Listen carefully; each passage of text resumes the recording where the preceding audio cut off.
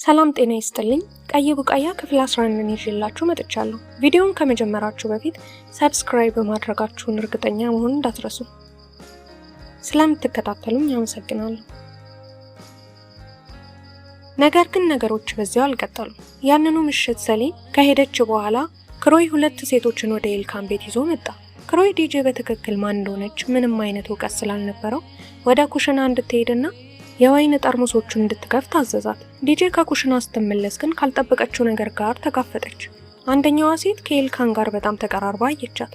ባህላዊ ሴቶች አጥብቃ በጠበቀ ሁኔታ ያደገች ሴት በመሆኗ የተመለከተችው ነገር ጨርሶ ሊታገሱት የማይችሉት ሆነባት። ሌሎች ስለ እሷ ሳያወሩ መሀይምና ዋጋ ቢስ ናት እያሉ ሲሰድቧት በሰማች ጊዜ ህመሟ ይበልጥ በረታ። በዚህ የተነሳ ፊቷን አዙራ ወደ አንዱ ክፍል ሸሸች። ይሁን እንጂ በሐዘን ውስጥ ተኮራምታ እያለች የአንድ ሰው የእግር ኮቴ ወደ እሷ ሲመጣ ተሰማት። በዚህ ጊዜ በከፍተኛ ፍርሃት ተዋጠች። ዲጄ በድንገት ራሷን ለመደበቅ ትገደዳለች። በዚህም ወቅት አንዲት ሴት ኤልካንን ወደ አልጋው ስትገፋው በድንገት ትመለከታለች።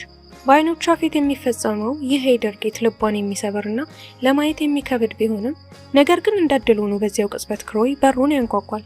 ይህ አጋጣሚ ለኤልካን እንደ መልካም አጋጣሚ ይሆንለታል። ምክንያቱም አሰልቺ ከነበረው ሁኔታ ወጥቶ ከሴቶች ጋር አብሮ ለመሄድ ሰበብ ሆኗል። በመጨረሻም ሁሉም ሰው ከቤቱ ለቆ ሲወጣ ዲጄ በእፎይታ እና በልበ ስብራት መካከል ባለ ግራ መጋባት ውስጥ ብቻዋን ቀርታለች።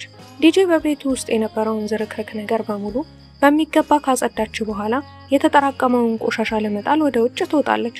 ሆኖም ግን በድንገት ቁልፍ ሳትይዝ በመውጣቷ ምክንያት በሩ ተዘግቶባት ከቤት ውጭ ትቀራለች። እርዳታ ለማግኘት ወደ ህንጻው ጥበቃ ብትሄድም ጥበቃው አላውቅሽም በማለት ሊረዳት ፈቃደኛ ሳይሆን ይቀራል። በዚህም ምክንያት ሙሉ በሙሉ ግራ በመጋባትና ረዳት በማጣት ኤልካን እስኪመጣ ድረስ በብርድ ውጪ ላይ ለመጠበቅ ትገደዳለች። ኤልካን እኩለ ሌሊት ላይ ከባር ሲመለስ ዲጄ ከቤት ውጭ ባለ አግዳሚ ወንበር ላይ ተኝታ በማየቱ በድንጋጤ ተውጦ ወደ እሷ ይሮጣል። እዚያ ምን እንደምትሰራና ምን እንደገጠማትን በጭንቀት ይጠይቃታል። ኤልካን ዲጄ በከፍተኛ ትኩሳት እየተቃጠለች ስለነበር በወቅቱ ለምን ውጭ እንደወጣች እየገሰጻት ቢሆንም የነበራት የጤና ሁኔታ ግን በእጅጉ አሳስቦት ነበር። ብርድ እንዳይመታትም የራሱን ኮት ከትከሻው ላይ ካደረገላት በኋላ ዲጄ ወደ ውጭ የወጣችው ቆሻሻ ለመጣል እንደነበረና በዛውም በሩ ተዘግቶባት እንደቀረች በጭንቀት አስረዳችው።